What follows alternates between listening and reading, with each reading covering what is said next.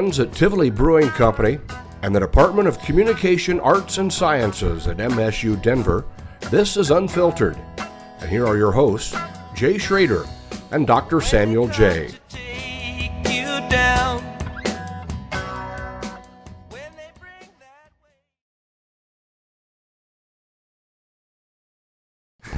All right, Jay, what's our usual question? Where are we? Sam, where are we? We are at Talnua Distillery technically, I think we're still we're in Arvada, right? We are in Arvada, Colorado. Yep. Mm-hmm. That's right. And we're sitting here with Patrick Miller. Glad to be here, guys. This is exciting. And off stage, Megan's over there. Yeah, Megan's hiding. She's doing the work. Okay, so Talnua, this is not far from Denver at all. No, and actually, we're right by Sheridan here. Yeah. If you cross Sheridan, you are in Denver. I think that's actually unincorporated Adams County there, but we're talking about. I mean, we're real close to the very southeastern part of Arvada, which is wonderful because we're right off the highway, and we're right outside of Old Town Arvada. We're right by Odyssey Brewing too. We love to give a shout out because they've been great about being a reference point for us, especially for Arvadaites when we're like, hey, we're right by Odyssey Brewing. It's like, oh, know exactly where you guys are. So yeah. Knowing that there are so many breweries around here, are there collab talks happening between everybody? Or yes, 100%. Yeah. We already did one with Banded Oak and Odyssey for Collab Fest, where they took our gin barrel and they kind of made like a blood and sand cocktail with it, where they made a barley wine and had a bunch of infusions in it. It was delightful.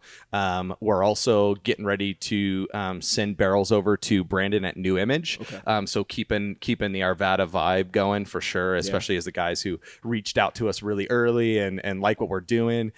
So it's been good. But gin barrels, we'll go through kind of our spirit line here. That barrel aged gin is a really interesting thing for brewers because there's bourbon barrels out there or whiskey barrels out there, but not a ton of gin barrels floating around. So they kind of allows them to play a little bit with stuff. That's gonna be fun for them. Yeah. Yep. What's the difference there for on the gin side? I mean, what do you get out of that as a brewer? Just anecdotally. I think that's what the flavor profiles are in gin. I mean, we're all kind of familiar with that gin flavor. I leave it up to the brewers to be creative to figure it out with what goes in, because I make whiskey. I don't make beer as a general rule, but there are, the IPA thing is interesting to people. The barley wine worked really well, but just having some barrel aged profiles that don't have the kind of flavors that you get from whiskey. Yeah, dark heavy, right? So lighter, brighter, greener flavors is kind of what lighter, brighter, and greener. I like that. That's a good way to describe gin. There you go. Now we have a title for the podcast too. I know we always look for burning couches. Yep. All right. So usually, I mean, we do our research. We try to not cover too much ground that's already been covered. But you guys are relatively new here. Yep. Can you give us some backstory? Big time. So we are America's only single pot still distillery. So what that is the use of malted barley and unmalted barley. More importantly, that unmalted barley. The English levied a series of malt taxes against the Irish, and they were not going to pay those taxes. So they started throwing in raw barley into their mash bills to evade that tax, and completely changed the character and complexity of this style of whiskey. They used to be making single malt whiskeys, right? All malted barley. Barley grows fantastically in Ireland. We'll get to it here, but it grows fantastically here. Part of the reason we've had such a big craft beer revolution is that this is America's barley state, barley country out here in the West. And so, it really came around because my wife and I, we honeymooned in Ireland. We've been over countless times. And every time we would go over, there were these whiskeys that you could not get back in the United States. And it was kind of weird because you just kind of know Ireland is a whiskey making nation, or at least a whiskey drinking nation. And it was this style that we wanted to really bring back, figure out how it was made, how they were creating this. And then we delved into the history of why it doesn't exist in many brands anymore. So for reference, you could not get a single pot still in the United States until 2014, and it was Redbreast and Green Spot, which are two big name Irish whiskeys. And I can go through the history if you guys want here in a minute. But that was the big thing, is that we fell in love with this style of whiskey. Being my name's not Patrick on accident, so being an Irish American, there were also there's not any brands that service the diaspora, the people who moved over. There are 34.5 million Irish Americans, and there are 4.6 million Irish. So, I mean, living in the United States right now. In the United States right now. And you guys got to be going gangbusters then. Well, it's, part of it is just getting your name out there, right? Sure. Right now, kind of we're at that point where we're brand new. We opened 3 months ago. We're doing the pounding the pavement. One of the beautiful things about the state of Colorado is you can hand sell. So going out into our bars and restaurants, talking with our local pub owners and liquor store owners is really where we are at the moment. We do sell enough of our batches that we're trying to keep things in casks as long as possible. Yeah. So not releasing things prematurely just to get stuff out in the market. So really our year one game plan is groundswell, and educating people about what single pot still whiskey is, what the use of that unmalted barley, and the ultimate goal of this distillery is to, just like our single malt brothers and sisters, creating an American single malt category that is officially recognized and governed by the Tax and Trade Bureau, who is our governing body for all of our labels and who we pay our taxes to every month and all that fun stuff. Baby. For the TTB. Yep. Yeah. So it's really important to us that, we're using an old traditional Irish style of making this whiskey, but it's American through and through, where it's that terroir, the tastes and flavors of the land, especially out here in Colorado, using El Dorado Springs water and all Colorado grown barley from root shoot, and aging in new American white oak casks is really an important part of creating this American style out of this old heritage, and having an Irish American brand that has the genuine history and feel to it as well. So when you talk about groundswell and making that happen, let's get into the strategies. Like, give us some specifics of what you're trying to do to build that. For sure.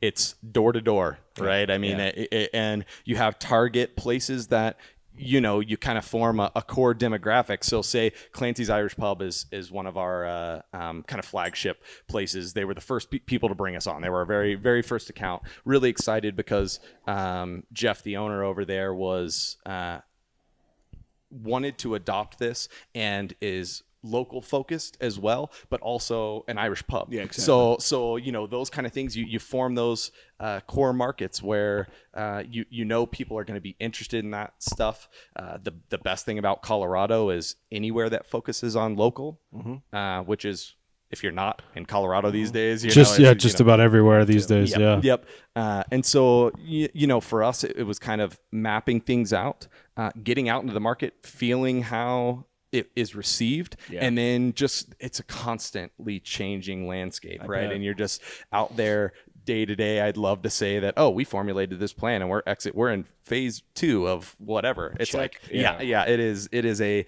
day to day. There's times we get calls from places too that we never would have put on our map, and turns out they're some of the bigger sellers of our product even. So, you kind of adapt, have a plan, and execute. And really it's inventory management for us and quality management, so that we're not allowing the inventory to deplete on existing accounts, so that we're not defaulting on those guys is really a big focus for us. But also making sure that every time we put something out, it tastes better, or has more finesse to it, or is growing in the direction that we feel is a positive direction, and not putting something out because send us an order and we need to whatever. We got to hustle one out the door here. We're not worried about how good it is this time. Exactly. Yeah. The quality's when you're focusing on local, especially, quality is going to be the most important part probably. And it's hard with beer. I mean, it's hard with whiskey, because beer has a little bit of an opportunity where they can taste something in a turnaround time that is quicker than we have. Yeah. And so some of it too is the barrels have been doing their job. So as they get older, the whiskey is palatably nicer, which is great. All the same flavors are there, but the edges get rounder and the flavors get deeper and darker, which is where you want to be with a whiskey. But it takes that 1-2 years of time that you have to put out a product that you kind of sit on and cross your fingers, and it's good when the distillate is coming off the still and it tastes really good. Okay. Putting it in oak is not going to make it worse. But it is one of those that you don't really know what it's going to taste like at the end of it. Still a question mark in the end result for sure. So let's back up a little bit. I mean, you're working on groundswell, you're doing the hand cells, and you're going door to door. New term we learned yesterday. Yeah, I know. I'm excited about it. I know what it means for a change. I don't have to pause and ask. Hand cell. But you've only been open 3 months. Yep. Obviously, you've been working at this much longer than 4 months, right? Yep. I mean, things have been going on behind the scenes. Yep. Well before. I guess we should point out, what was your opening date here, Patrick? So our opening date was on St. Patrick's Day weekend. So we opened on the 16th. St. Patrick's Day is on the 17th. That was a Sunday, so we opened the Saturday before. Excellent. Well, that seems appropriate. It was a great St. Patrick's Day party for sure. I can only imagine what happened up here. And we have a special release we'll taste as well. So our Old Saints Keep is what we are going to release every year on St. Patrick's Day. So we'll have a different version every year. We'll have it'll be something unique. It'll change up. The age will be different on it. I mean, there's a lot of different ways to play with whiskey to kind of make unique releases, and they're all numbered and signed and all that kind of stuff. So I will have to come back to that, because I sense that you may be taking from some of your previous experience as a whiskey distiller elsewhere. Yes. We won't blow the story on that one yet, but let's get back to what went into this. I mean, where did it start really? This is one of those stories where the inception of this idea really started with us going over to Ireland and experiencing these whiskeys, and then uncovering this story behind, the fact that this style of whiskey was 80-90% of the world's whiskey store. And really because of American prohibition, Ireland loses its biggest market, and which is a huge blow. I mean, we're the only country that spells whiskey like the Irish do, with an EY. Everywhere else in the world just spells it with a Y. So it was so popular in the United States that we literally spell it the same. That heritage is the same. So wait, Boardwalk Empire was kind of close to the truth then. Telling that story. I have not seen that. Was that Steve Buscemi? Yeah, that's it. Yeah. I haven't seen it. I need three of it, I think. Yeah. Okay, well now I know that there's some of that. I guess I they're have to go see it. I guess they're going to be playing Boardwalk Empire in the background at Talnua now. Get schooled up on that for sure. Jeez. So when did you go to over the other side of the pond? Was it you two together went over there and you just kind of experienced it? Yeah, for sure. And that really would have been in 2011 when that really was like, man, why, we'd come home with suitcases full of whiskey that we loved over there, and we'd share it with our friends and really talk about it and bring it to people. And it was like, man, that passion, that love for it just grew. We were both in oil and gas at the time, and during the downturn in 2013 when Ireland, when the oil. I was going to say. I think we're talking about oil and gas. Yeah. But we started doing this more research on it. Come to find out, my company was going to move to Houston. Okay. And we both had jobs here, and it was like, well, one of us is going to be looking for a job, and we already live here, so I'll leave my job. Okay. And Meagan was like, I really think you should start looking into this more as a real thing. And she sent me a class called Practical Distillation Startup that was done at Breckenridge Distillery up in Breckenridge. Okay. So worst week of my life, right? I go up to Breckenridge and distill with those guys for a week. Yeah, Bummer. It was a bummer. Was it snowing every day? I mean, the only thing that make that bad is if it's snowing outside and you're not allowed to ski. No, it was absolutely beautiful midsummer. And so it was one of those things where, I took that as a, do I really like this? I mean, there's the romantic side of making whiskey, but do I really enjoy doing this? Right. And going up there, man, I really got the bug. And I knew though still it was like, okay, we have this style of whiskey that we want to make.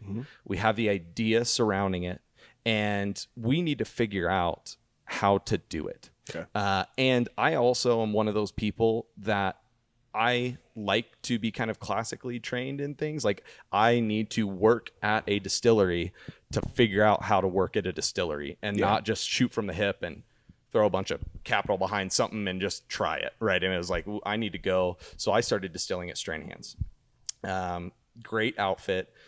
Still really, really like those guys. And they make an okay whiskey. so I've heard. Yeah, and it's all barley based, which is another plus, right? They're a single malt, so we're a pot still and they're a malt whiskey. But pot still is just the use of unmalted barley in the mash bill, and malt whiskey is all malted barley in the mash bill. So it took a process change for us to learn how to convert that unmalted barley into sugar. And so it took us about 3 years of totally, doing the home distilling thing, getting that up and running and figuring out that process while I was learning to be a commercial distiller as well. So you're classically trained, but then, I mean, truly an entrepreneur. Practice. Yeah, home. I was going to say, I mean, you came up with the concept, the idea, the method, all on your own, outside of everything you learned from a classically trained distillery like Stranahan's, and then you learned everything, and then you kind of had to throw a lot of it out the window to make it your own. Big time. And this is, I mean, the beautiful thing about those guys is they're grained to glass, and we are too. So getting that training from barley, through mashing, through fermentation, all the yeast management, the distillation practices, the casking and cask management, all of that stuff is done there and on site. So I got to do every single thing. And there's still, it seems like there's a lot of distilleries in the state of Colorado. But really when it comes down to it, a lot of them are like us right now, where there's 4 people. And so there's not just distillery jobs out there, maybe in Kentucky, but there's not a lot of distillery places you can just show up and, I'm just going to learn how to do this, right? Well, no. There are a few that we've talked to and done interviews with, but everybody's tastes different enough where I would think that you have an audience, right? You have a consumer that can sustain you. Right? But to Patrick's point, right? Like, I was thinking, there's not a lot of opportunity to walk in and learn, right? No. So so that begs my question. What made you the guy? I mean, how the hell did you get so lucky to land a job at Stranahan's in 2013, 2014? Yep. Kind of at the height of their, I mean, I remember Stranahan's for several years was in a place where they weren't super popular because they were difficult to find and prices had increased. And really as a local kid, and Sam can probably remember this as well, the best and easiest place to get Stranahan's at the time was at Stranahan's. Was at Lake Street. Yeah, exactly. But I mean, what made you that guy or one of those guys at the time? I think like a lot of things in life, it was a right place, right time. I came out of that class at Breckenridge. I had the chemistry background from oil and gas, and they had 2 people leave, and they needed, I mean, they don't just stock up extra distillers who are just hanging out twiddling their thumbs. So, right. You didn't have a sign around your neck hanging out in front of Home Depot. So it was kind of a thing that it's not a very romantic story. I literally sent them an email telling them that I was interested, attached my resume, and then I can't remember, it was like a 2 or 3 days later, I got an email back that says, hey, we've got openings. Would you be able to come in for an interview? And I was Holy like, whoa, that was, shit. yeah. Wow. Rob wants to see you. Yeah. We need you here yesterday. It's not very romantic. We but don't it expect is this to be romantic. No. Yeah. That's what we're getting into, right? So we drink beer. Yeah, right. Exactly. We are who we are. Yep. And so that's we drink beer and whiskey. and whiskey and loads of it. Single So- pot Exactly. distilled whiskey. Yeah. That's it. Yeah. And so that's the hardest thing. One of the biggest things with us is the misnomer of what pot still is versus malt whiskey and grain whiskey. Whiskey is a little bit difficult to decode at times. There's a bunch of labels out there that have a bunch of words on them, and especially with us, with single pot still coming back to the United States in 2014, it's not something that is widely known. Now, the Irish have done a lot of the legwork on reintroducing this style of whiskey back into the United States. But they in no way have a corner on this market where they've got, well, I shouldn't say they don't have a corner on the market so much as they don't have they're really trying to educate people as well as what this is. So anytime you hear single, you can take single off in your mind. Okay. Single just means made at one distillery. So if it was wine, it would be akin to like estate produced. Okay. And so single, like especially when you hear single grain, it doesn't mean one type of grain. It just means a Locked out. That's funny, Meagan locked out. It just means that it was made at one place. Out of grain, so not malted barley. So I appreciate you breaking this down, by the way. For yeah, the there you listeners go. and for us, yeah. So grain whiskey would be whiskey made out of wheat, rye, oats, not something that is made with barley. Okay. As a heavy proportion of it, right? So they'll always throw in maybe a little bit of malted barley for enzyme conversion or whatever. Okay. Malt whiskey or single malt whiskey is all malted barley. So malt whiskey is all malt. Okay. Pot still whiskey now is the misnomer, right? Pot still is a piece of equipment, and you must use a copper pot still, but the defining feature is the unmalted barley. Legally in Ireland, you must have a minimum of 30% unmalted barley. It's a character complexity changer in the whiskey, and so it really makes they regulate the amount that you can have. Grab those three and explain it. Yeah. Explain it in terms of which one. Let's walk us through this taste. Yep, absolutely. So the first one that we'll try is a blended whiskey. So this is a whiskey that we import whiskey from the Cooley Distillery in Ireland. Okay. And then we blend that whiskey, which is a grain whiskey made out of. By the way. Cheers. Cilantro, right? Cilantro. Thank you, So Meagan. made out of French maize and corn, blended with pot still whiskey made out of unmalted and malted barley in-house here in the United States. So these styles of whiskey are like Jameson, Tullamore Dew, those famous blends, right? Where they take a lighter column distilled grain whiskey and blend it with a more full-bodied pot still whiskey. Yeah. And so we also bring this whiskey over and put it in second fill Colorado whiskey barrels from Ireland. Okay. And then our whiskey will taste next. The other half of the whiskey that's in this blend is whiskey aged in charred New American oak barrels, 50% malted barley, 50% unmalted barley, triple distilled in copper pot stills, and aged in new charred American white oak quarter casks. Okay. So all of these names are. Sorry, go ahead. Americanized versions of Gaelic names, because the Gaelic words are unpronounceable and unrecognizable. There is no consumer that would know how to say them or know what they were or what they mean. And so we Americanized, we created words to symbolize kind of in an Irish American way what these mean. So Inishen means Old Island. Okay. Honoring the tradition of where people came from over to the United States, and where part of this whiskey comes from. We're from here. Ireland. God damn it. America. This is America. But half of this whiskey is not. Yes. Just remember that. I got the illusion there. And that's illusion with an A. That it's an Irish American expression, right? So it kind of is both. Nice.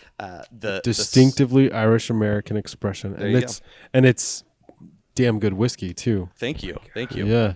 That, Having only started with cocktails, Sam. oh, yep. You're now on the straight juice. Now we're getting it. Yeah, now we're getting it uncut.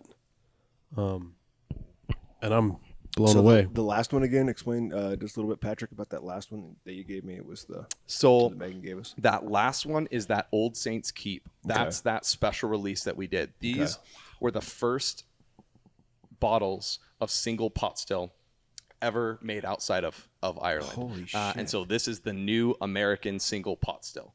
We want it specifically to be an American style of this whiskey. And so that whiskey is really special to us as owners. We pulled those casks out of all the available aged stock, and it was another one of those terrible days where you sit down and bust open a bunch of whiskey barrels and sit around and Sample. sample some more, and then put together blends. And Terrible day. It's terrible. Part of the job we slave on for everybody else. It's really You got to put the work in on the front end. So Old Saints Keep will be your annual. Yep, on St. Patrick's Released. Day. Yep. So the old monks in Ireland would put together. They were the first distillers in the world, and they Just remember made that, Sam. this The Catholics. style. Yep. They made this whiskey, and they would keep their own stores, presumably their kind of best stuff for the Abbey. And so we kind of have that as like, this is our special reserve, is that Old Saints on St. Patrick's Day is our special release of this style. And I'm just going to ask, for fear of missing out on this, how many bottles of this are left? Yeah. So we only have a few cases of that left. So yeah, You can ring me up for one at least, there you go. Yep. Megan, before we leave here. It's pretty nice, isn't it? I think I'll be walking out of here with at least one of those. Oh my Yeah. God, this is. Do you want to ask the price point question now? No. I'm looking at it. That was I kind of crossed the line, I think, there yesterday. Well, I'll tell you. I mean, for us, it's like, we have the first two you guys tried. So that blended whiskey and the quarter cask whiskey are $40. What? Yep. Yeah, that's not bad, right? $40 No, not retail. for that. That's Yep. No, quality. that's amazing. Yeah. Okay. Yep. We really want to make this an approachable price point for people. Okay. Some of it is to build consumer trust. You have a $39.99 bottle on the shelf, and you try it, and you really like it. Right. That's a returnable price point. What's a Talnua Dew cost now? What's a bottle? Of that? $18.99. It's probably. Yeah. So Jameson's. you want to get them to take that leap. Yeah. Right? Like that, just Sure. okay, Yeah. let's- Yeah. let's- Well, and have that that connection with the brand. So as we grow and we do cask finishes and more interesting things, people are like, hey, that was really good at $40. $60 now is gonna not be a amazing, crazy, yeah. crazy jump, right? Our special release, since it was very first, we did that. That's $75. Limited release. The first 10 bottles we actually auctioned off for the Ralston House here locally. We raised over $1,700 on those. On 10 bottles? 10 bottles. Good for you. Which Wow. was really great. They were super appreciative. Arvada Police Department, we really are growing the connection with. We're in the Emerald Society as well, which is the police and firefighters, public servants of Irish descent. Growing those relationships with that crew has been great, and they sent us to the Ralston House because they help Arvada PD with child criminals. Wow. And so it was they as a law body cannot take money from anybody. That's kind of one of those favoritism type of things. So they directed us to Ralston House, and we couldn't be happier to be doing stuff with those guys. So That's awesome. Yeah. Now, I don't want to talk price necessarily, but let's circle back for a minute to where would we find you on the shelves? Walking into some better, higher end liquor stores lately, the whiskey wall is insane. It is. Right? But kind of overwhelming. Overwhelming. Yep. And the bigger question, I guess, that I'm really getting at, and I'll narrow it down, but then you can build on it. Should I look for Talnua on the Irish whiskey side of the wall, or should it be under the Colorado craft side of the wall? That's a really good question. So, the best thing about it, each individual proprietor does what they want to do. Okay. However, they know that as a Colorado craft whiskey, people who are going in to shop for that really have that, really kind of want that. There's an eye-catching appeal to that. Yes. Yeah. And so that's the kind of common placement is, and a place that we're proud to be there as well. So right now we're only in 3 liquor stores. So it's Molly's, Arvada Liquor Mart, and Union Wine and Spirits. Okay. And so we've kind of again limited that footprint. Those guys are doing really great for us at the moment. So we are actually focusing more on premise, so at bars and restaurants. Okay. Than we are off premise to begin with, to get our name out there. We feel like our bartenders are key parts of this building our brand and our name. Is them being able to be creative with stuff. And so it's really great that, hey, I like I like an old fashioned, and somebody being like, hey, how about you try it with this new whiskey that's made up the road. So Old Town Arvada has been a really big market focus for us, and just Arvada in general, especially as Old Town's gotten much cooler. Cool it used to be is a word. not necessarily the place that you were going to go hang out on a Friday night, and now they've got really great stuff. The G line runs there, which just opened. So, really building and being an Arvada focus is a big part of us. I think the mayor of Arvada is standing outside with a check for Patrick here. Yeah, right. the tourism board's keeping this place open. Yep. No. Arvada has turned into an amazing place. That's huge. So if you're focusing on bars and restaurants, then what would your estimates at numbers of establishments that you're located in? So right now, I believe we have a where to buy on our website as well. So you can click on and see every location. Awesome. And it directs you to their website and all that kind of stuff, and has a map so that you can see where we are located throughout town. I believe we are in 11 bars and restaurants at the moment, maybe 12, but that grows. Yeah, exponentially, I'm sure, every time. Yep. And you've got, 20, 30, 40 free salespeople in every, in all of those bars probably, which is huge. And you got 2 more advocates right here. Yeah. Oh, I love it. I love it. Yeah, you guys enjoy my whiskey. How is it? So far everything's been amazing. My whiskey collection's going to get bigger. It doesn't last very long at my house. But That's what you drink through it. I mean, people have these whole whiskey walls and stuff. I don't understand how that works. I aspire to that, but I believe whiskey is meant to be enjoyed. Yeah, you're a consumer, right? You're sitting on the shelf by itself is kind of a sad place for whiskey. So I always, jokingly, obviously, I wish I would have. I had that whole whiskey wall in a vault and all that kind of stuff, and perhaps someday. But well, you need to start trading some of this with some of our other local Colorado distillers, so that you guys, swap out collections at the very least, right? For sure. And get some tit for tat, so to speak. Yep.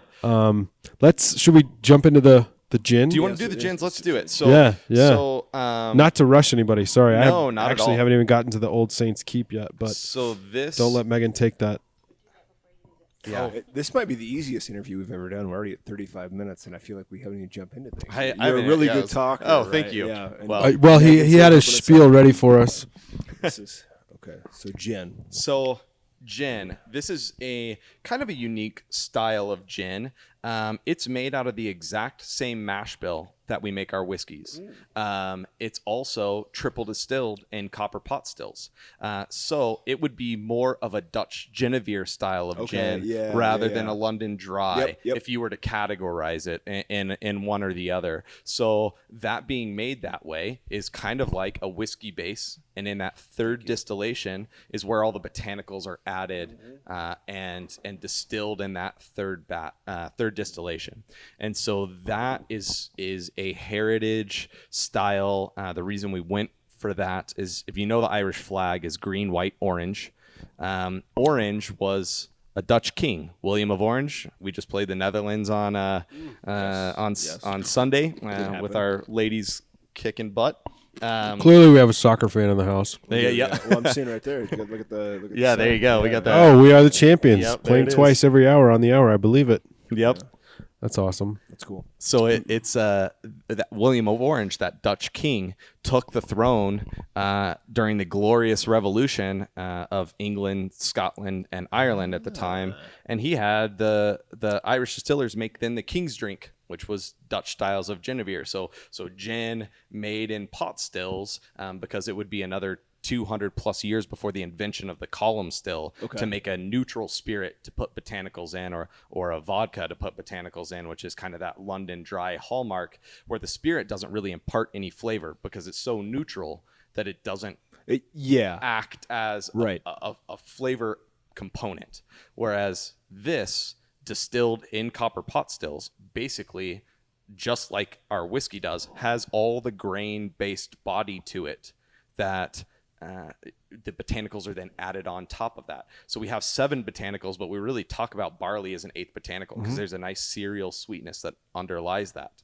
Since it is made kind of like a whiskey is made as far as the production process goes, it also takes oak very nicely.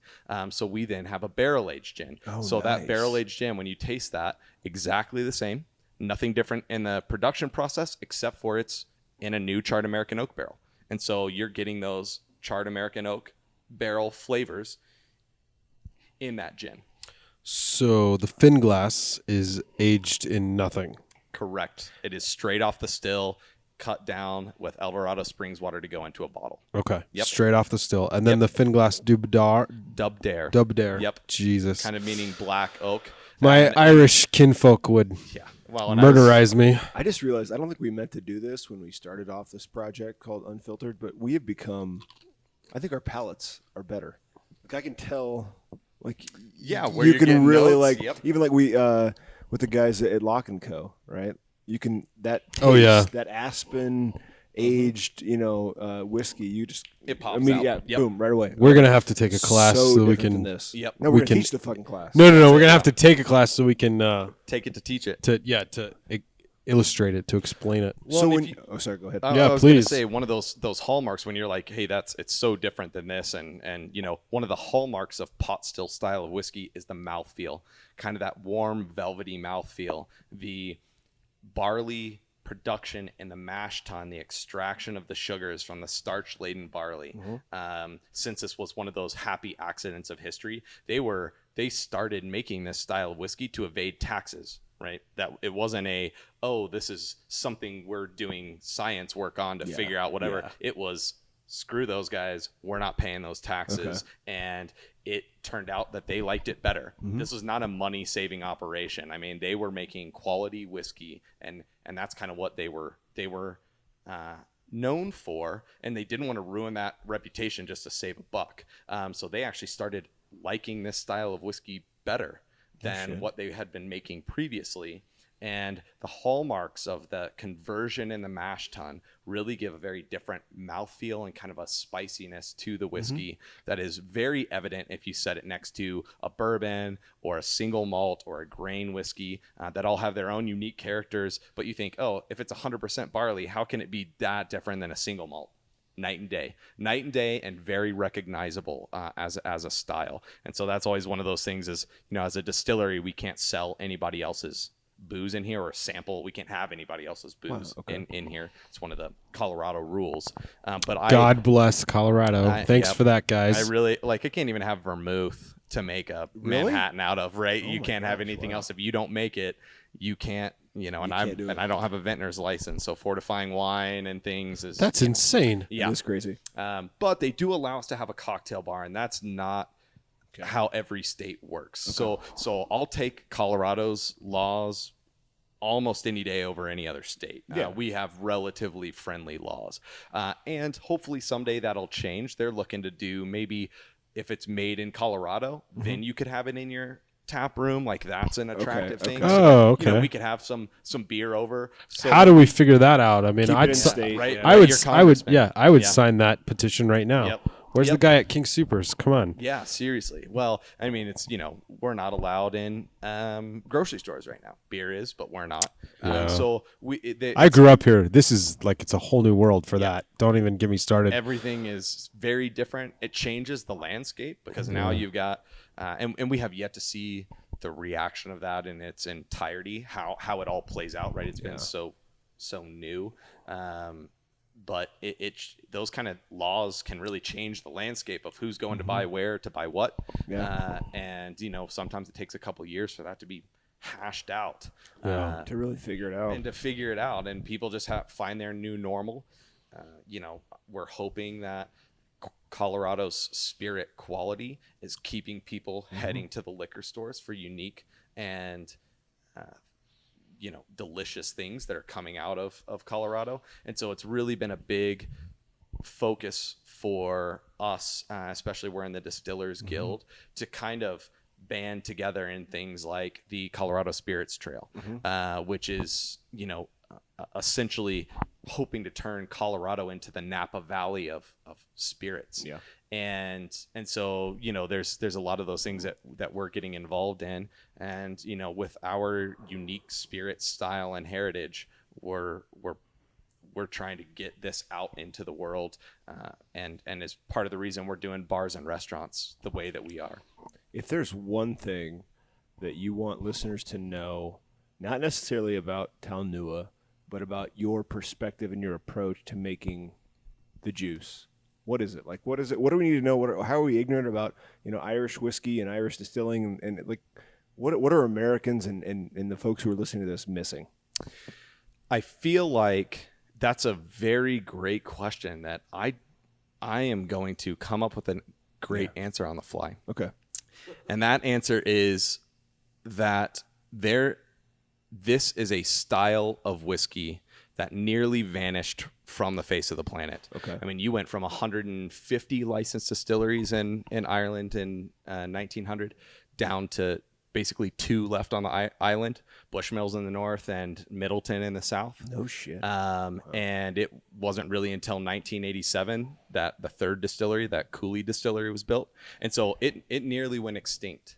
And so bringing this style of whiskey back, but in a very American way, focusing on the Irish diaspora in the United States and being of that Irish diaspora in the United States, is that there is a quality level that must be maintained and respected, because that's how it's always been. It's not because this whiskey didn't nearly disappear because it was bad whiskey. It nearly disappeared because of geopolitical events. Fucking Protestants. that you did that you did not have control over, right? And it's not 2019 where you can just throw out a social media market and go to China and start selling to those guys. Do whatever you want, right? yeah. I mean, you're talking 1920.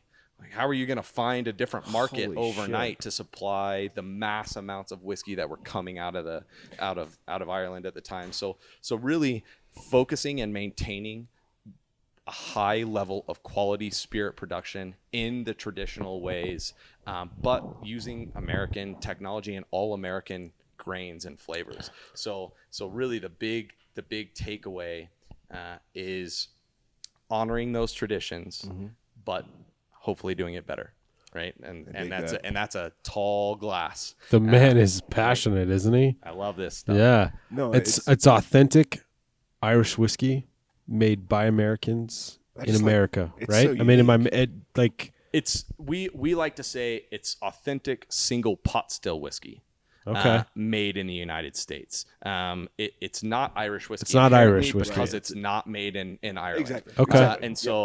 And we don't want to make Irish whiskey. I want to make single pot still whiskey with Colorado unmalted barley and have that category specifically recognized. So you guys are the branch on the tree. That's it.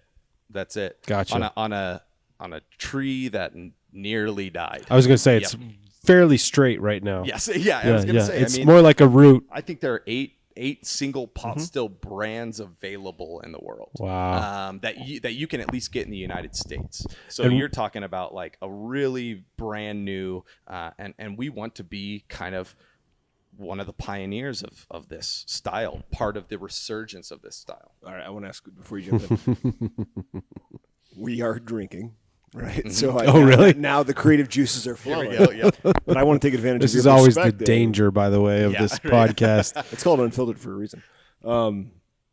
What role did Prohibition play in affecting our expectation level for hard liquor? Like, was it like, oh, we have this high expectation for a whiskey, and then shit, we can't get it, so we'll drink whatever gets us fucked up. Yeah, that's so you're really onto something. Bathtub moonshine is all that we care about. Big time. Well, so this is one of the things, and I try not to, because some people just don't give a shit. So we give a shit. I love this history stuff. Yeah. One of the biggest things about prohibition is that, I mean, it changed the American landscape in ways that basically gave rise to organized crime. Oh yeah, for sure. Right. 100%. So you know, one of the big things that happened, especially with regards to this style of whiskey that we make, everybody was drinking Irish whiskey. Okay. That's part of what people were buying here. It's what consumers wanted. And as soon as Prohibition hit in the United States, and you couldn't get this anymore, especially with the break from, you know, the British Empire affecting exports to, you know, even to Canada and things like that, is you literally could not get Irish whiskey in the United States anymore. And that doesn't even compute for me, frankly. It's bizarre. Really? Right? Yeah. So what happened is that bootleggers started to make things that were Irish bathtub rot gut and putting something on there to and writing, slap a shamrock on it and put Irish whiskey on there. It's lawless, right? There is no I'm already illegal. I'll slap Irish whiskey on there, even though that's not legal, but who cares? Neither is making booze and neither is running it across state lines and whatever. Right. So it was a really lawless time that people were taking advantage of making rot gut, terrible bathtub gins and whatever, and putting on those labels, made in Ireland and whatever. Well, what happened was it really damaged the reputation of Irish whiskey in the United States. Really? Because people were like, every time I go and open a bottle of Irish whiskey, it tastes terrible. Yeah, it destroys me. It destroys me, right? I get sick. I'm going blind. I mean, whatever, you name it. There was all kinds of things that happened. And so after... I'm married again. Right? Yeah. Right. Again. So after Prohibition, 7 kids. Bourbon took over America. Because Irish whiskey was not to be trusted. Bad rap. So Right, bad rap. Yep. Okay. And Ireland had dwindled down to only a few distilleries, and Scotch whiskey was more than happy to take the empire. I was going to say, now there has to be some sort of there's a political vacuum, maneuvering that happens there, right? Yeah. When there's a vacuum, wow, it will be filled. Holy Somebody will shit, find Jay. it, and that's really where Scottish whiskey took off. And then the American GI would go over and fight in World War II and get a taste for then Scotch whiskey, because Irish whiskey was not available anymore in the empire, and Ireland was neutral. And so there wasn't a lot of activity there for people to be exposed to that style of whiskey again. And so then the GI brought Scotch whiskey back over to the United States, and that's really where major imports into America, breaking into that American market. Wow. So, it's crazy that booze is an incredibly geopolitical. Tell the history of it. Yeah, right? and follow it around. And when people are like, "How are you guys the only ones making this style outside of Ireland?" Of Dublin, yeah. It's because it died. Yeah. I mean, and honestly, I mean, love them, hate them, tip their hat to them for sure, because Jameson brought it back. Okay. And I've been waiting. I mean, I haven't. That's the staple at our house. Yep. And it brought it back, and it's a blend. So it's not even this single pot still style. That's used to be all that Jameson made, was just single pot still. Now they make a blended style of whiskey, taking a grain whiskey and a pot still whiskey and blending those together to make a light, kind of approachable drink to get back into the market. So what I'm hearing is it's okay to have a bottle of Jameson next to a bottle of Talnua, as long as I know what I'm drinking and what I'm serving. That's exactly and it. Mentally, I'm prepared for. Yes, and we really go out of our way on our label to describe exactly what it is, or on our website, so that you know what the production is, that it's malted and unmalted barley. It says American single pot still on it, Colorado, Arvada, Colorado on the seal. Everything that we do is it has that Irish American feel to it. Yeah. But it is, you're exactly right. It's where the heritage comes from, but also then where it's made and what it's made out of is very important to us. All right, heritage story. Talnua. Yes. We haven't even asked. What's it mean? Give us the name. Yeah, tell us. So it's derived. It's an Americanized word that we created, meaning new land out of the Gaelic words that are, again, not recognizable. It sounds very Trumpian. You just created something. You just create something. All right, Sam. But it's one of those that you use. We used the heritage of the language to create our own unique identity surrounding that. And so, if I'm just slapping Gaelic words on everything, well, yeah, anybody can do that. Anybody can do that. And also we don't speak Gaelic here. Right.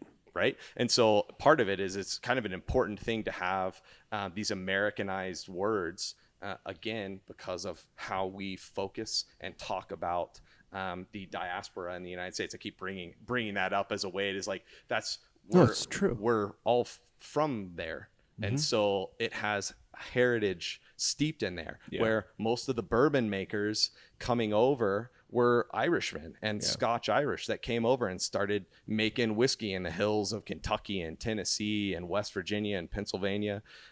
We even had the whiskey rebellion here. I think 1794. You guys can fact check that for me. The predominantly Irish Americans who fought in the Revolution. Mm-hmm. Well, the government, like always, was like, well, let's tax booze. And they did that, and it disproportionately affected the Irish, who were more than happy to pick up a gun against the English in the Revolution. But now all of a sudden you're taxing our way of life, right? The old adage is when the English came over, they built a church. When the Germans came over, they built a barn. And when the Irish came over, they built a still. And that's what they did in the New World. That's kind of who these people were. They were America's first distillers. And they started making corn and rye-based whiskeys because barley really didn't grow very well in New England and Tennessee, Kentucky. That was corn and rye country. They knew how the distillation practice needed to work, so they started using local grains. Local's cool now. It was the only way to do things forever.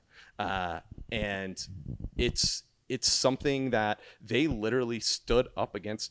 George Washington had to come out and put down the rebellion, and they actually sentenced people to death for fighting against the United States government, and Washington pardoned all of them. Really a cool history. But it was distillers who were affected. It wasn't because they were pissed about people taking booze or whatever. They were mad that the government I just fought for is now putting oppressive taxes on me, which no taxation without representation was like. That was the whole goddamn point. And that was exactly what they said. Yeah. I feel really patriotic. And that was right it, right? Dude, we should have done this interview a week ago. I know. Tomorrow. Right 6 days ago. Yep. Also, our last, I'll be a nerd about it because our last social media post on. Sam loves this shit. He eats it up. We try to bring the Irish American heritage into the brand, even through our social media. And, I'll read it to you because this was our 4th of July post. Was Irish and Irish American soldiers constituted over a quarter of the American Continental Army. That included nearly 1,500 officers of Irish ancestry, among them 22 generals and more than a dozen sea captains. Shortly after the conclusion of peace between England and the United States, Lord Montjoy spoke in British Parliament of the reasons why England lost. America was lost through the Irish immigrants. I have been assured on the best authority that the Irish language was commonly spoke in the American ranks. Today we celebrate our Independence Day. That's kind of that heritage of the Irish in the United States is a palpable thing. It's so much, I don't want to say easier, but it's tangible to pull out that Irish experience or to kind of pinpoint it and say that that's so much a part of our history. And I'm thinking like there really is another culture except maybe Italian where you can clearly say that's like, the foundation of America is those two cultures particularly because we just look a lot like the English. And absolutely. And, and the funny the one thing that I really I think about America as the Native Americans. Big time. Right. Thank you. Don't forget about them. They actually they started it. They did start well, it. They were just here. Yeah. Right. They started. They didn't. Yeah. Yeah, it's so but it goes into that same landscape talk. Is I think we used to discuss the United States as kind of that melting pot, right? Really, I heard it described in a better way as a salad bowl, where we're all thrown into the same place, but people form cultures and experiences unique, and then create new cultures because. Yeah. I mean, it's amazing. You go over to Ireland, and the difference between Ireland and Irish Americans is palpable because you took Irish people who had been oppressed forever, put them in a new country, and then they're told every day, you can do whatever you want in this have country. fun, be knock whatever yourself you out. want, do whatever you want, and that is not something that ever happened in Ireland, right? It was, you must do this, you must do it this way. This is how things have to be done, and it was dictated by a power, same power that was dictating that to the colonists in the United States, or would become the United States. This might be a dumb question, but no dumb questions. It's unfiltered. No dumb it's questions. Unfiltered, hit it. How much does the potato famine play into the fact that the Irish are making vodka? This is that they are or not. Are not. Did not. Yeah. So, the interesting part, or didn't at the, I'm saying are, like, I'm pretending it's Well, there's no vodka on the table. Yeah, right. There's I, no vodka I on the didn't table. point that out earlier. Yeah, I wanted to. The thing, I'm going to generalize an answer because there's probably a lot of what do you call it? I'm giving you the answer that I would presume. Yeah. And the answer that I would Smartest guy in the room, by the way. is way smarter than me. Yeah. is that you would in Ireland, there was a man. You guys are having me give my tour on. This is. Megan's over here rolling her eyes. She's like, "Holy I was gonna shit! say, you I guys- live with you this guys are guy." She's like, thank God somebody's asking him, so I don't have to fucking hear it all night. All the time. Exactly. So It is a well rehearsed speech. I've noticed. Yep. So there was a man named Ennius Coffey, an Irishman, who created what we now know today as the column still. They called it the coffee still or the patent still. That still made a much more neutral style of spirit, as you might imagine, especially the early column still, because the technology hadn't come to where it is now, where there's column bypasses and things like that to produce more full body spirit. This was really a very neutral spirit that was coming off of this this new type of still. The patent was in 1831, 1832 is when it kind of was registered and given, and that was right before the potato famine, which was from 1845 to generally 1852, right? Famines don't always have hard dates surrounding them, but really 1845 was the start of what was called the potato blight, what was the fungus that was killing these potatoes. And the crazy thing was, Ireland, making most of this whiskey in the world, was making it in a very traditional way in copper pot stills. So when you had this man come in, make a more efficient piece of equipment, but it changed the body of the whiskey, the Irish distillers basically said, whatever is coming off of that, it isn't whiskey. It's not right. Right? It's not right. So they basically ran him off the island. And he went over to Scotland and met with John Walker and Tommy Dewars and James Buchanan, those what would become those blended whiskeys, where they would take their really bold Highland malt whiskeys and blend those with this lighter grain whiskey. And it really took over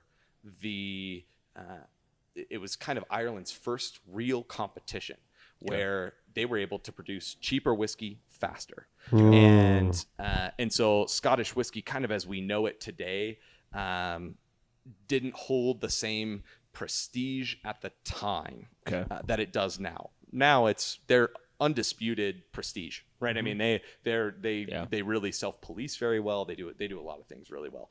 Back in the day, they were like, we're going to make this whiskey because we can drive prices down on the Irish, and we can do it faster than they can. And so the column still, what would make vodka, was really not a fashionable thing in Ireland. It was actually driven out of Ireland. And so they didn't have the piece of equipment that you really need to make vodka. If that makes sense.